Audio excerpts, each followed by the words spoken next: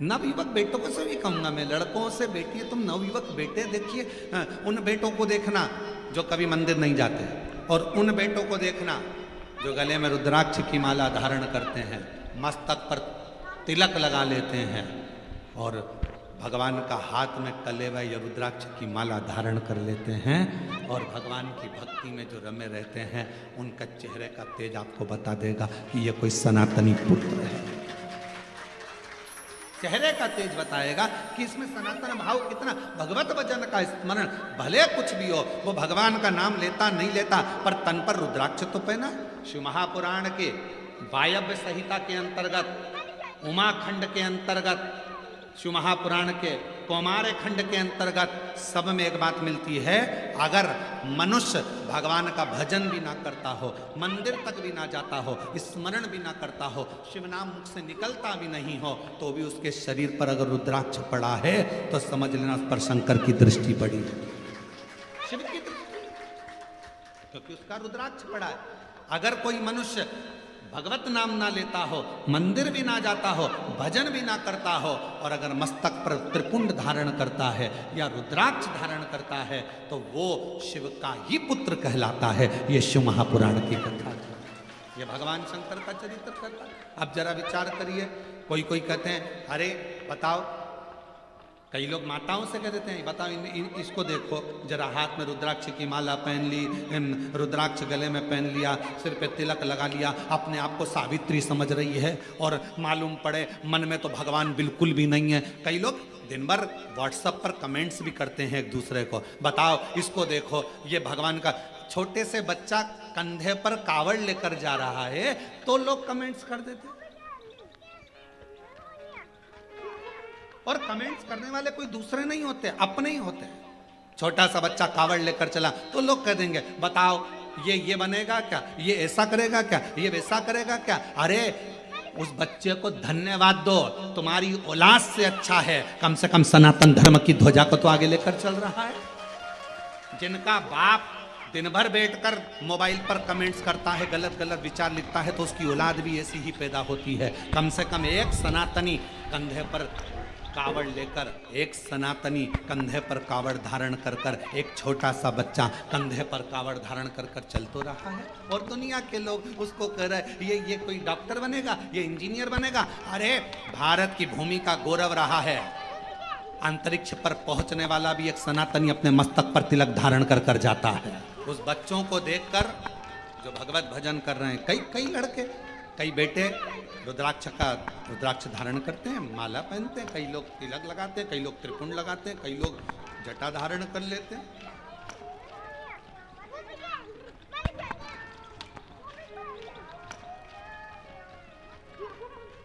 आजकल बड़ा अभी बीच में बाजार में जटाएं भी मिलने लगी है, लोग सिर में जटा धारण करते हैं, तो लोग उस पर भी बताओ इसने जटा धारण कर ली, अरे अच्छा है जटा धारण करी, दारू की बोतल तो धारण नहीं करी, अच्छा करा है ना उसने, गलत तो नहीं करा, त्रिपुंड लगाया गलत तो नहीं करा, भगवा वस्त्र धारण करे गलत तो नहीं करा, प्रेरणा ही दे रहा है ना वो लड़का। अगर कोई बेटी अपने भगवा वस्त्र धारण करती है, मस्तक पर तिलक लगा लेती है, चंदन धारण कर ली, तो उसने गलत क्या करा, कोई गलत तो नहीं करा। केवल पांव खींचना, केवल गलत शब्द कहना, केवल अपशब्द कहना। और मेरा बेटा बेटियों से निवेदन है, आपको कॉलेज से फुर्सत नहीं मिलती, आपको स्कूल से फुर्सत नहीं मिलती, आपको सर्विस से फुर्सत नहीं मिलती, आपको नौकरी से फुर्सत नहीं मिलती, टेंशन मत लो। आप अगर मस्तक पर चंदन, तिलक, भस्म कुछ भी धारण करते हो और अपने गले में अगर रुद्राक्ष धारण करते हो, आप मंदिर नहीं भी गए, शिव नाम नहीं भी लिया, तो भी मेरे शंकर के बेटे ही कहलाओगे, बेटी ही कहलाओगे, पुत्र और पुत्री ही कहलाओगे, आप शिव के बेटे ही कहलाओगे, शिव की दृष्टि रहेगी। टिटहरी देखिए, टिटहरी, अब यहाँ क्या बोलते हैं हमको नहीं मालूम, एक पक्षी होता है टिटहरी, वह अपने बच्चे को अंडे को दे देता है जमीन में, अंडा देकर फिर ऊपर ही घूमता रहता है और आवाज करता है टिटहरी। जैसे ही तुम्हारी गाड़ी गई ना वैसे उसने आवाज करना प्रारंभ करा। जैसे कोई निकल कर गया ना टिटहरी आवाज करना प्रारंभ करता है। वो टिटहरी पक्षी बच्चे को जन्म देती है, पृथ्वी पर उड़ती है ऊपर, ध्यान रखती है।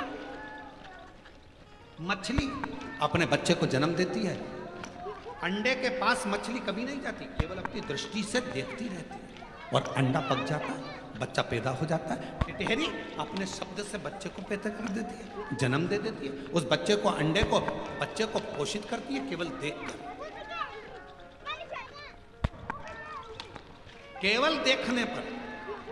और शिव महापुराण की कथा कहती है, आपके गले में अगर रुद्राक्ष पड़ा है, मस्तक पर यदि तिलक लगा है, तो मेरा शंकर भगवान भी आपको देख देख कर, जैसे टिटहरी अपने बच्चे को अच्छा कर देती है, मछली देखकर अपने बच्चे को अच्छा कर देती है, मेरा शंकर भगवान आपके गले में रुद्राक्ष है, मस्तक पर तिलक है। मेरी बेटा बेटियां, जितनी मेरी जीजियां, जितने मेरे जीजा, कोई तुमसे कहे महिला को रुद्राक्ष नहीं पहनना चाहिए, उससे पूछ लेना कहाँ लिखा। कोई तुमसे कहे महिला को शंकर की आराधना नहीं करना चाहिए, उससे पूछ लेना कहाँ लिखा। क्योंकि शिव महापुराण में एक एक चीज लिखी है कि माता हो, मनुष्य हो, गंधर्व हो, किन्नर हो, अप्सरा हो, गंधर्व हो, चाहे पशु हो, पक्षी हो, नाग हो, कोई भी हो, पितर हो, सबको शंकर भगवान के पूजन का अधिकार भगवान शंकर ने दिया। ब्राह्मण हो, क्षत्रिय हो, वैश्य हो, शूद्र हो, कोई भी हो, शंकर भगवान के पूजन का अधिकार शंकर भगवान ने सबको दिया। कोई ऐसा बच्चा ही नहीं जिसको अधिकार शिव ने नहीं दिया।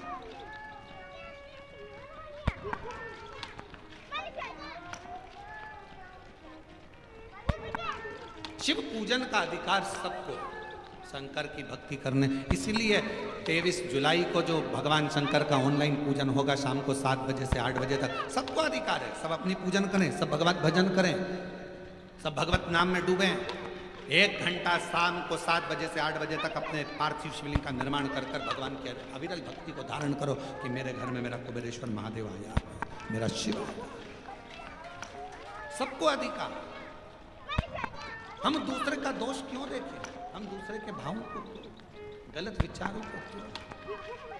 राजा अम्बरीश की बेटी थी श्रीमती, जो अपने पिता के बतलाए मार्ग पर चलती थी, पिता के अनुकूल रहती थी। कभी पिताजी ने यह नहीं कहा कि तुझे भजन करना पड़ेगा, कभी पिताजी ने यह नहीं कहा कि तुझे कीर्तन करना पड़ेगा। 2 तरह की बाथरूम होती है, जो बाथरूम बनती है जिसमें अपन लोग स्नान करते हैं, 2 तरह की होती है। वॉशरूम 2 तरह का होता है। एक वॉशरूम में नहाते से ही पानी पूरा की पूरा नाली में चला जाता है, और दूसरी वॉशरूम ऐसी रहती है उसमें नहाने के बाद पानी भरा जाता है। भराने के बाद उसको वाइपर से निकालो, झाड़ू से निकालो, झाड़ो, तब जाकर झाड़ तब जाकर वो पाइप में जाता है, तब जाकर वो पानी बाहर निकलता है। बोलो सही है कि गलत है? एक वॉशरूम बनी जिसमें नहाते से ही पानी गटर में चले गया, नाली में चले गया, पाइप में चले गया, और दूसरी वॉशरूम जिसमें से पाइप में, और ऐसा नहीं कईयों के घर में होगी, रोज नहाने के बाद झाड़ू से निकालना पड़ता है, पानी को निकालना पड़ता है। अब 2 तरह की वॉशरूम बनी है, एक का पानी अपने आप जा रहा है और एक का पानी झाड़ू से झाड़ कर ले जाना पड़ रहा है। उसी तरह 2 तरह के मनुष्य होते हैं। एक जन्म लेने के बाद उसका मन भगवान की भक्ति में लग जाता है, और दूसरा मनुष्य ऐसा होता है जिसको झाड़ कर ले जाना, चलो तो कथा में, चलो तो मंदिर, चलो तो भजन में, चलो तो झाड़ कर ले जाना पड़ता। पर कितना भी ले जाओ, थोड़ा देर झाड़ोगे फिर वो पानी वहीं की वहीं बाथरूम में फिर अड़ गया, फिर फंस गया, फिर निकालो झाड़ू से। ऐसे 2 तरह के लोग हैं। एक का मन सीधे कथा सुनी और मन लग गया, पशुपति व्रत करूंगी मम्मी। एक का मन लग गया, मैं मंदिर जाना चालू करूंगा, मुझे मंदिर जाना है, मन लग गया, शिव जी का श्रृंगार करूंगा। एक का मन अपने आप लग जाता है और दूसरे का मन लगाना पड़ता है, चल चल चल चल। समझ लेना, बाथरूम का पाइप गड़बड़ नहीं है, पाइप तो अच्छा है, पर ढाल ठीक नहीं है। ये जो पैदा हुआ ना, इसका ढाल ठीक नहीं है, ये ढाल गड़बड़। राजा अम्बरीश की बेटी थी श्रीमती। कोई ने नहीं कहा कि तू भजन करना, कोई ने नहीं कहा कि तू कीर्तन करना, कोई नहीं बोला कि तू भगवत नाम लेना, फिर भी श्रीमती भगवान की भक्ति में डूबी रहती थी, क्योंकि पिता के संस्कार थे उसके अंदर, पिताजी ऐसा कहते पिता के संस्कार उसके अंदर थे, वो पिता के संस्कारों में ढलती चली गई और बढ़ती चली गई। समय आया, एक बार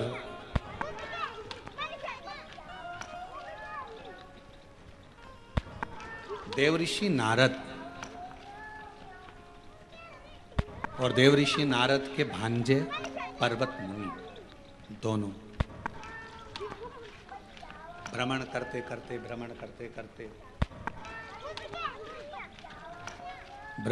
करते राजा अम्बरीश के यहाँ पहुंच गए। और राजा अम्बरीश के यहाँ पहुंचे, राजा अम्बरीश के घर पर जब पहुंचे, बैठे,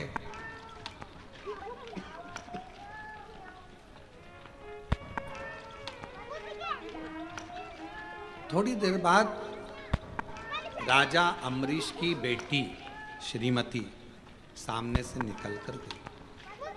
बड़ी सुंदर थी, बड़ी अलौकिक छटा थी उसकी।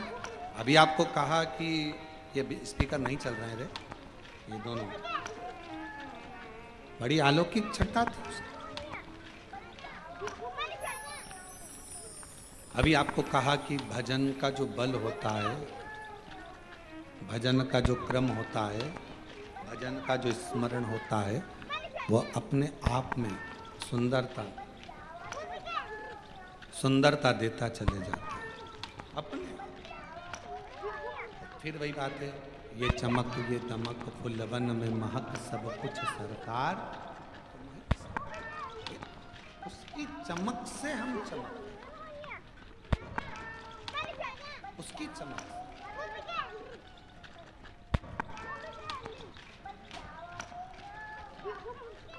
और महादेव नमन स्वीकार कीजिए, सबका किया है मेरा उद्धार कीजिए। हे त्रिपुंडधारी, हे त्रिशूलधारी, हे त्रिपुंडधारी, हे त्रिशूल, चरणों में तेरे बाबा जी पावन है चारों धाम। तेरी देव करते बंद पूजे हैं सीताराम। चरणों में तेरे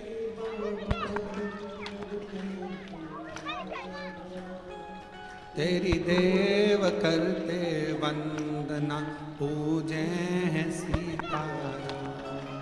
हो जाए पूरी कामना, हो जाए पूरी कामना, उपकार कीजिए, सबका किया है मेरा कल्याण कीजिए, उद्धार कीजिए।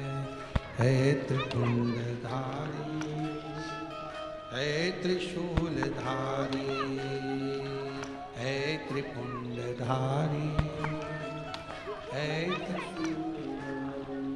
भगवान ने मौका दिया, सामने जो चेहरा नजर आया, देवऋषि नारदपुर पर्वत मुनि, बड़ी सुंदर कन्या, उसके चेहरे का आकर्षण बड़ा प्रबल था। कन्या निकलकर जैसे ही चली गई, थोड़ी देर बाद देवऋषि नारद ने पूछा राजा अम्बरीश, ये इतनी सुंदर कन्या किसकी है?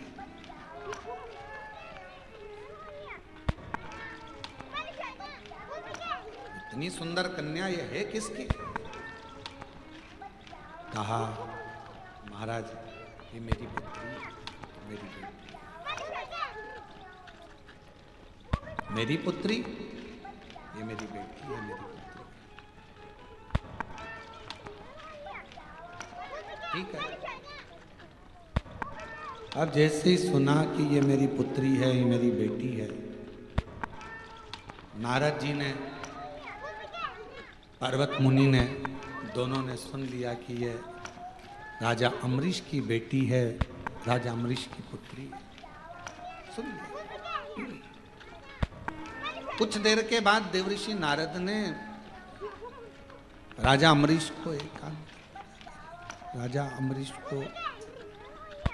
एकांत में ले जाकर थोड़ी चर्चा कर, थोड़ी बात कर।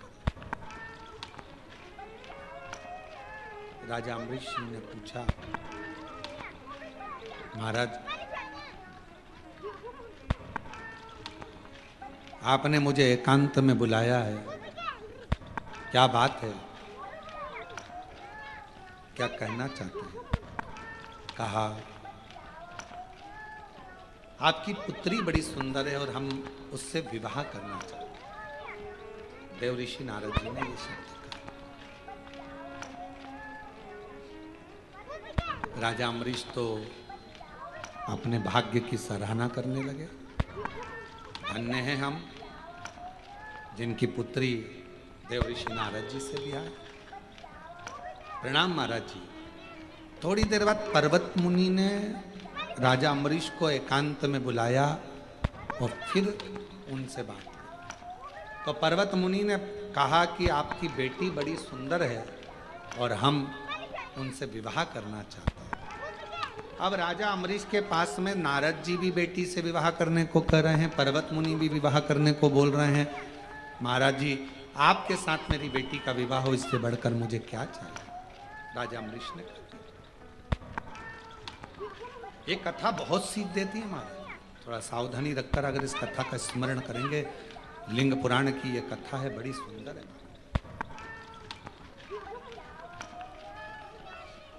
लिंग पुराण का यह पवित्र चरित्र है और लिंग पुराण के अध्याय नंबर 5 में पृष्ठ संख्या 586 में आप इसको पढ़ सकते हैं।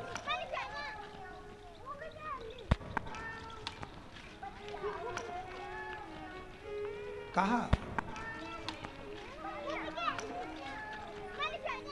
राजा अम्बरीश ने भगवान देवऋषि नारद और भगवान पर्वत मुनि दोनों को बिठाकर हाथ जोड़कर कहा, बेटी एक है, आप दोनों ही विवाह करना चाहते हो।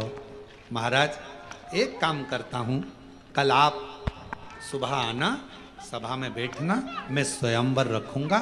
मेरी बेटी तुम दोनों में से किसी के भी गले में माला पहनाएगी, उसी के साथ बेटी का विवाह करो। अब दो ऑप्शंस थे ना उनके पास में, तो और दोनों मुनि हैं, एक देवऋषि नारद है तो दूसरा पर्वत मुनि है। दोनों तपस्वी हैं, दोनों साधक हैं, दोनों उपासक हैं। तुम दोनों सुबह आना, स्वयंवर रखूंगा बेटी का। बड़ा सुंदर स्वयंवर रखा, पूरा नगर सजवाया गया, बंदरवार बंधवाए गए। आज बेटी का विवाह होने जा रहा है। बेटी जिसके गले में जयमाला देगी उसी से शादी कर देगी। जैसे ही कल होने वाला था, एक दिन पहले ही देवऋषि नारद भगवान विष्णु जी के पास में पहुंच गए और भगवान नारायण के पास में जैसे ही गए, भगवान नारायण से जाकर विनय करा। भगवान नारायण ने देखा देवऋषि नारद आए, प्रणाम किया, आओ साहब बैठो। नारद जी कहने लगे, मैं बैठने नहीं आया हूं, बस मेरा कल्याण कर दो।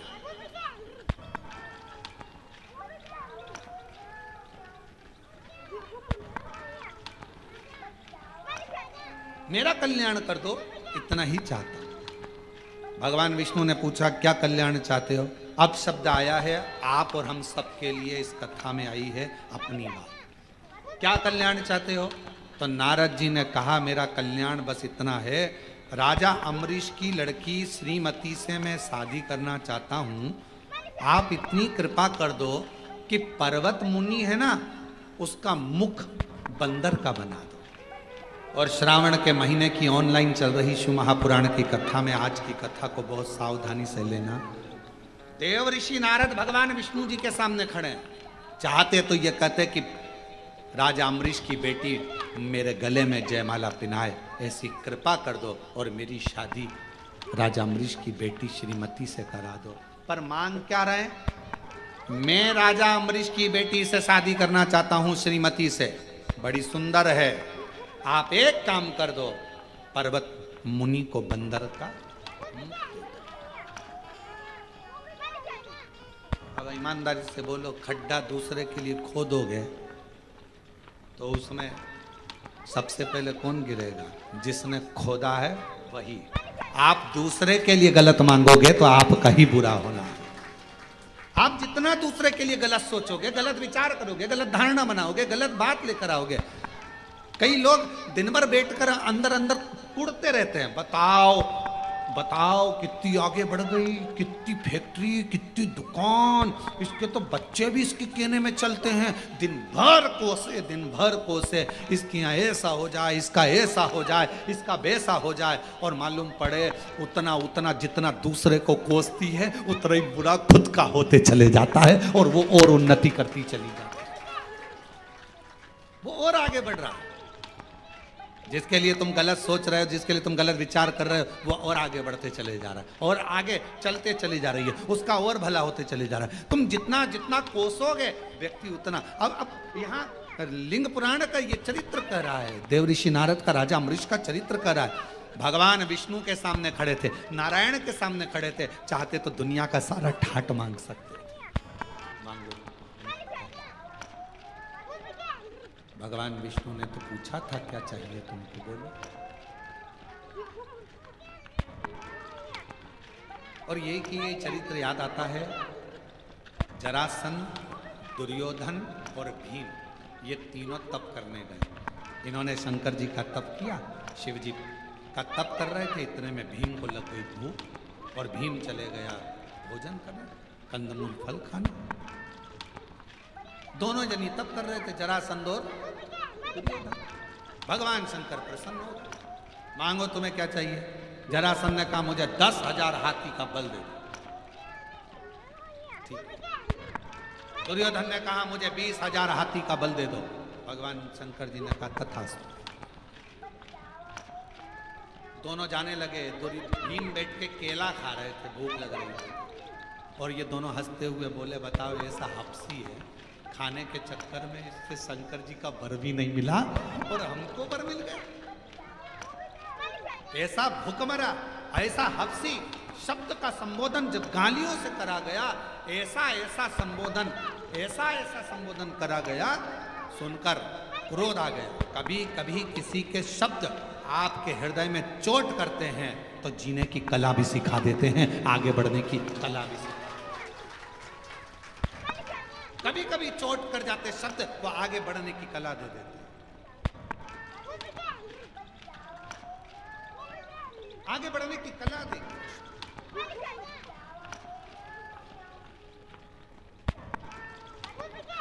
भीम गए, तप करने बैठ गए। अब की बार भीम ने सोचा मैं शंकर जी का तप ही नहीं करूंगा, मैं पार्वती जी का काम करने वाला, घर में सेवा करने वाला नौकर चाकर जो होता है ना, बड़ा चतुर होता है, देख लेता है दोनों में सेठ जी ज्यादा हृदय के नम्र है कि सेठानी, और देखा सेठानी नम्र है, तो जैसे ही सेठ जी गए तब वो झाड़ू पोछा करने आई, और झाड़ू पोछा करती भाभी बहुत तकलीफ चल रही है, बच्चों की फीस। भाभी अंदर गई, अलमारी खोल के 500 रुपये लगे, फीस भर देना, और सुन तनख्वाह में काटूंगी, याद रखना। आप कोई भाभी तनख्वाह में काट ली। भीम को लगा कि मैं महादेव जी की आराधना तो इतने समय से कर रहा हूं, भूख लगने लगी, महादेव जी नहीं आए, पार्वती जी की आराधना करूंगा। अब माँ तो माँ होती है, प्रकट हो गई, मांग तुझे क्या चाहिए। भीम ने कहा माँ मैं मांगूंगा नहीं, तू अपने मन से दे दे, बस इतना कृपा करना, ध्यान रखना, ध्यान रख कर देना। तो माता जी बोली तुम तो 3 लोग आए थे, हाँ वो 2 लेके चले गए, अब मैं ही बचा हूं, अब तुम कृपा करो माँ। माता पार्वती जी ने ध्यान लगाया, सरस्वती माता को बुलाया। सरस्वती शंकर जी ने इनको क्या क्या दिया, तो कहा एक को 10,000 हाथी का बल, एक को 20,000 हाथी का बल। पार्वती जी बोली मैं तुझे 40,000 हाथी का बल देती। 40,000 हाथी का बल। भीम कहता नहीं चाहिए, ये कोई फालतू की बात, मेरे को नहीं चाहिए। तो फिर 100,000 हाथी का बल नहीं चाहिए मुझे, तो वो दो मां जो मेरे दिल में है, बाकी का कुछ मत। सरस्वती माता को फिर बुलाया। पार्वती जी ने कहा इसके हृदय में क्या चल रहा है बताओ। तब सरस्वती ने कहा, तो पार्वती जी ने कहा ठीक है, हे भीम मैं तुझे वर देती हूं, जरासंध और दुर्योधन मरेंगे तो तेरे ही हाथ से मरेंगे, बस अब कुछ नहीं चाहिए। अब कुछ नहीं चाहिए। वो 20,000 40,000 हाथी का बल लेकर करूं क्या? अब मारना तो इन दोनों को। क्यों? क्योंकि एक ने मुझे खबड्डा कहा, एक ने मुझे हफ्सी कहा, एक ने मुझे गाली दी। जब अपशब्द कहा है तो उस गाली का जवाब देने का बल तो मुझे दीजिए, मुझे दीजिए। भगवान शंकर से जाकर जल चढ़ाते समय एक प्रार्थना जरूर करा करो, बाबा मुझे ऐसा बना देना कि दुनिया के लोग जो मुझे आड़ा टेढ़ा कहते हैं ना, उन सबका मुख चुप हो जाए, ऐसी करूंगा। जो लोग मुझे आड़ा टेढ़ा कहते हैं, अपशब्द कहते हैं, गाली देते, ताना देते, कहते ये जिंदगी में कुछ नहीं कर सकता, ये कुछ नहीं कर सकता, ये तो केवल एक लोटा लेकर बस योर वाले महाराज के कहने पर मंदिर मंदिर जाता फिर रही, मंदिर मंदिर जाती फिर रही, उसका जवाब मेरा बाप देगा, मेरा देवादिदेव महादेव देगा। मुझे इस लायक बनाना कि इन सबके मुख चुप हो जाए, इन सबके मुख चुप हो जाए।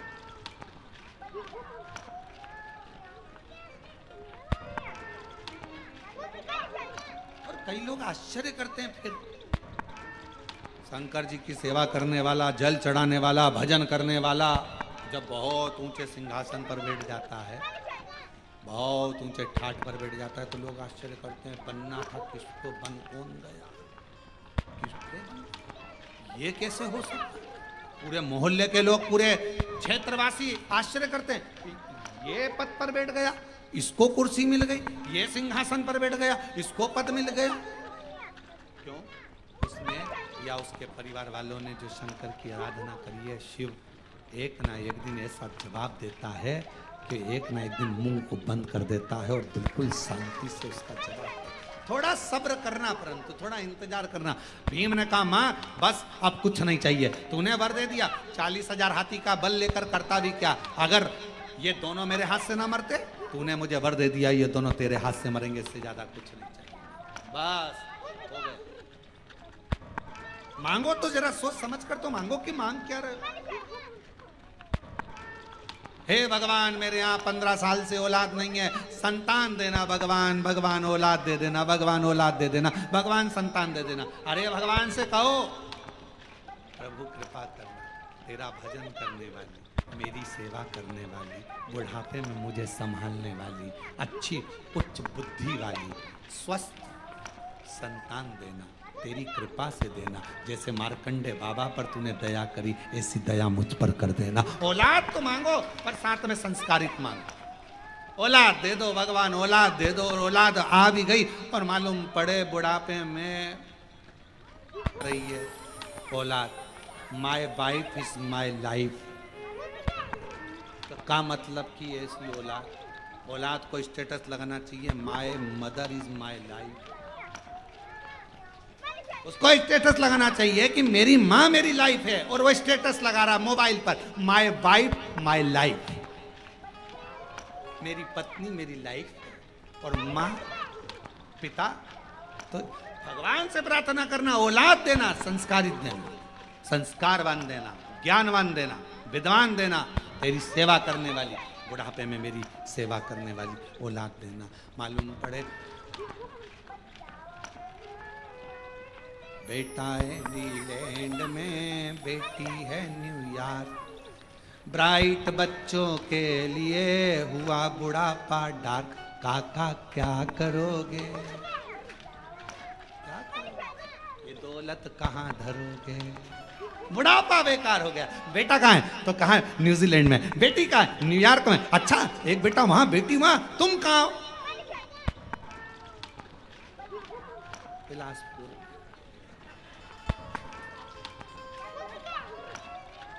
बिलासपुर में? हाँ। क्या कर रहे हो? फ्लैट में है। अच्छा, फिर तुम बीमार पड़ते हो तो तुमको डॉक्टर के पास कौन लेकर? पड़ोस के बेचारे बच्चे बहुत अच्छे हैं रे, हमको डॉक्टर के पास ले जाते हैं। अच्छा हाँ, सब्जी भाजी कौन ला करते? पड़ोस में जो बेटा है ना बेचारा खूब सेवा करता है। तो हमने भी कह दिया एक काम